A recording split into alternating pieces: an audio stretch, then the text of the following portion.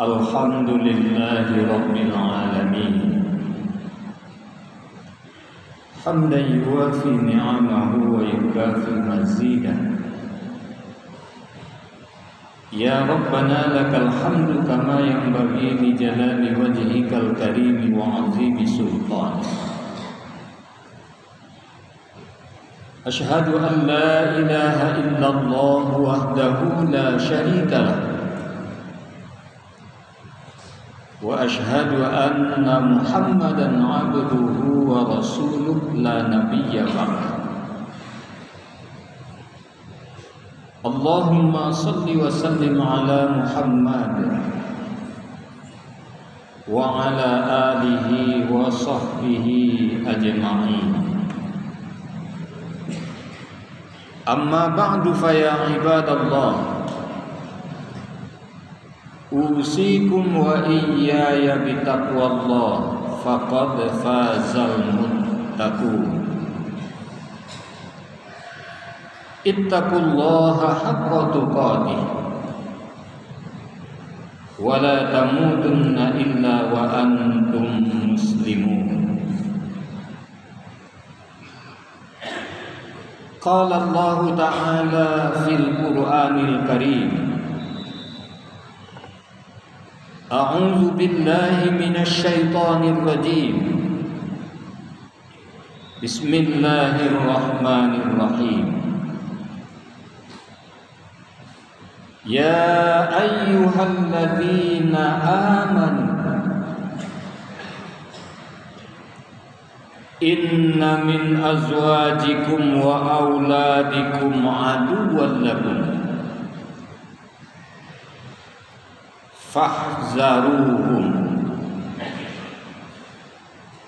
wa in ta'fu wa tasfahu wa taghfiru fa innallaha ghafurur rahim. Innama amwalukum wa auladukum fitnah wallahu indahu ajrun azim. Sadaqallahul azim. Sidang Jumat yang terhormat, para tamu Allah rahimakumullah. Dengan ucapan alhamdulillah, segala bentuk puji dan syukur tidak bosan-bosannya kita persembahkan kehadirat Allah Subhanahu wa Ta'ala. Karena sampai siang ini Allah juga tidak pernah bosan memberi kita rahmat dan karunia-Nya. Hari ini dengan izin Allah kita masih hidup. Kita masih diberi kesehatan, kesempatan. Dan yang sangat penting, kita masih diberi kekuatan iman untuk datang ke rumah Allah yang mulia ini. Salawat dan salam kita mohonkan kepada Allah untuk Nabi kita Muhammad sallallahu alaihi wasallam. Beliau telah membawa umat dari jahiliyah kepada Islamiyah. Beliau juga telah membekali kita dengan Al-Quran dan Sunnah. Mudah-mudahan ajaran yang beliau bawa bisa kita pedomani dalam kehidupan kita sehari-hari. Sidang Jumat yang terhormat, firman Allah dalam surat At-Taghabun ayat 14 dan 15. Allah mengingatkan orang-orang beriman, inna min azwajikum wa auladikum aduwwan lakum.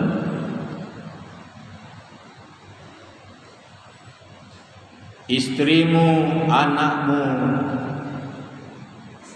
ada yang menjadi musuh bagimu. Fahzaruhum, maka berhati-hatilah terhadap istri dan anak. Wa in ta'fu wa tasfahu wa taghfiru. Dan jika kamu memaafkan dan kamu santuni serta mengampuninya, sungguhnya Allah Maha Pengampun lagi Maha Penyayang. Innama amwalukum wa auladukum fitnah. Sesungguhnya hartamu, anak-anakmu adalah fitnah, ujian. Wallahu indahu ajrun azim.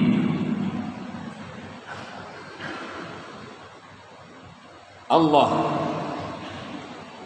Maha Pemberi pahala dan Maha Besar. Sidang Jumat yang terhormat, ayat ini sangat penting untuk kita renungkan. Kenapa? Karena ayat ini mengingatkan kita bahwa ada yang serumah dengan kita, yang setempat tidur dengan kita, kita yang kasih makan, beri pakaian, biayai sekolahnya, tapi dia jadi musuh yang akan menghancurkan kita di dunia kini sampai ke akhirat nanti.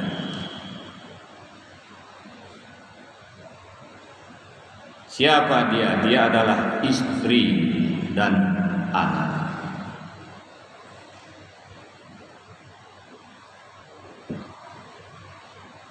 Sidang Jumat yang terhormat, kenapa dikatakan istri musuh? Jika diteliti, jika disurvei, para koruptor yang hari ini sudah mendekam di balik jeruji besi, kenapa dia korupsi?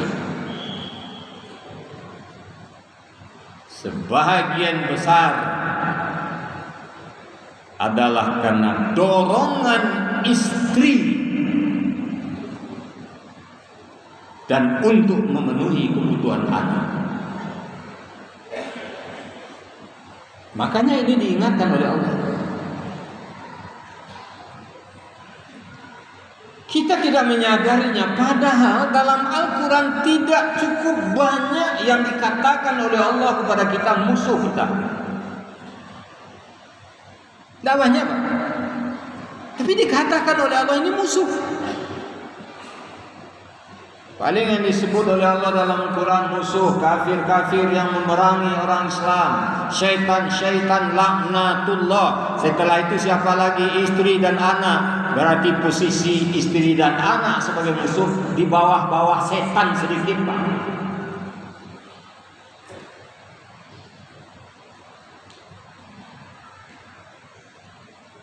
Dia pegawai yang sama, pejabat yang sama, hidup bertetangga. Sebelah rumah dia bikin rumah baru, beli mobil mewah, emas perak di tangannya. Istri kita mulai menyebut kepada kita, Bang, di kantor orang sebelah, mana yang tinggi pangkatnya dengan abang? Sama. Jabatannya sama, gaji dan tundanya sama. Kok dia bikin rumah baru? Dia beli mobil baru, emas dan peraknya banyak. Pada tahap awal dia hanya bilang itu, tapi setelah itu dia desak suaminya untuk bikin rumah juga seperti orang itu, beli mobil juga, beli emas perak juga. Karena istri ini sudah kayak setan, manusia ini memang cenderung tunduk kepada setan. Akhirnya suami terpengaruh. Uang negara, uang rakyat, uang fakir miskin pun disunat. Uang anak yatim pun dilibas. Tidak peduli. Halal, haram, hantam. Halalkan segala cara.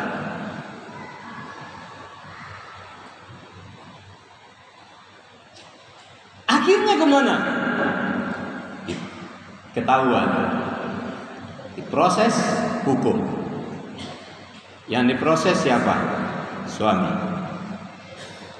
Yang menjadi dalang siapa? Istri.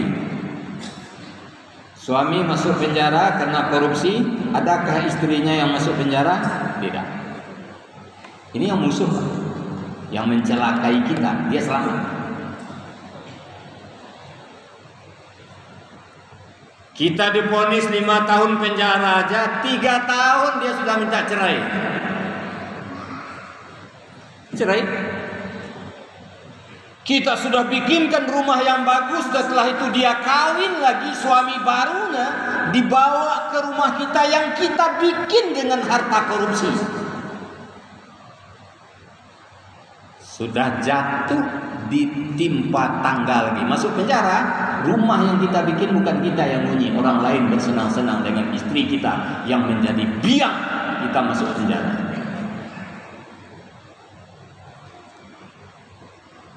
Ini yang diingatkan oleh Allah. Bahkan bukan itu saja, sidang Jumat yang terhormat, sekarang banyak orang membunuh karena istri, karena wanita. Barangkali ini juga sudah fitrahnya. Qabil membunuh Habil. Perkara apa? Perkara calon istri, Pak.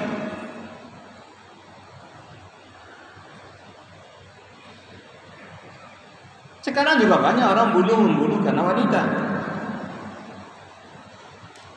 Termasuk si Ambo, Pak. Rela menghilangkan nyawa orang. Kenapa? Ya proses-proses perselingkuhan lah.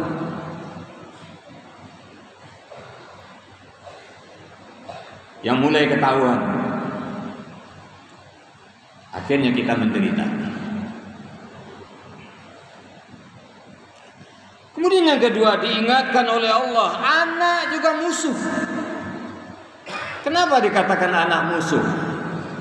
Kita bisa lihat nanti di akhirat, kita ini akan banyak masuk neraka karena disebabkan oleh anak.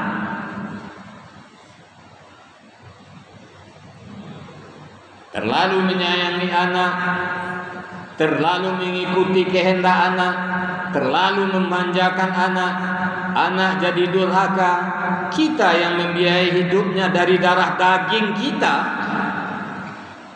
kita dia durhaka ini. Jangankan di akhirat, di dunia aja mulai. Betapa banyak sekarang orang tua tidak diakui oleh anak sebagai orang tua. Orang tua yang dicaci maki oleh anak. Orang tua yang diterlantarkan oleh anak.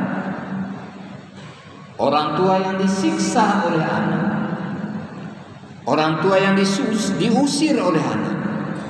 Orang tua yang dipenjarakan oleh anak.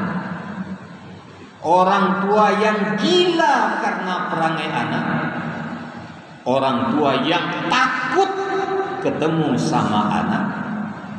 Dan tidak sedikit sekarang orang tua yang dibunuh oleh anak kandungnya sendiri. Musuh yang lain belum tentu bunuh kita.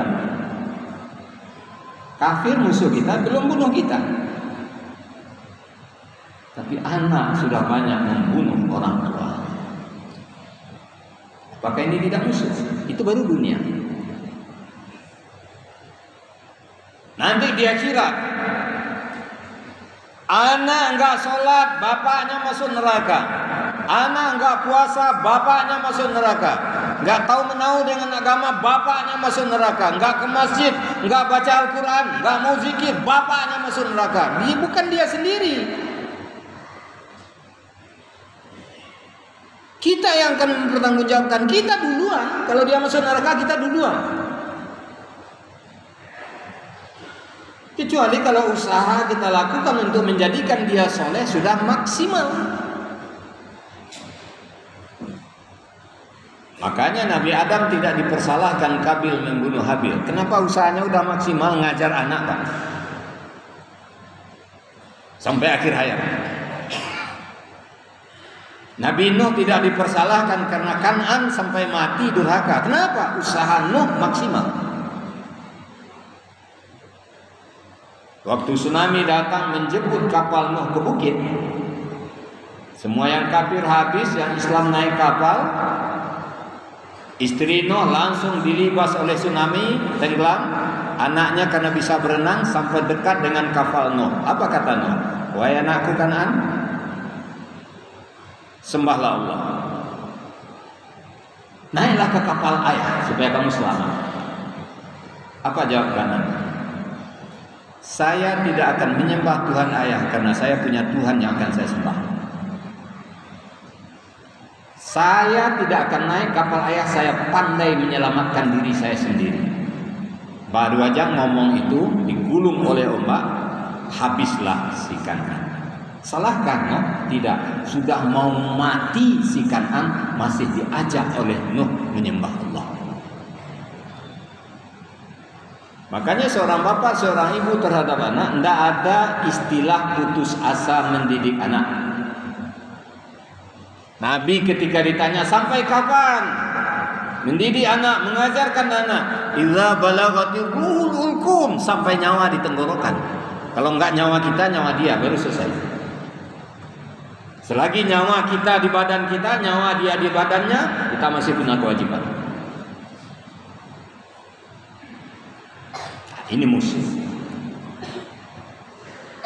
Jadi untuk itu sidang Jumat yang terhormat, kita renungkanlah musuh yang serumah ini.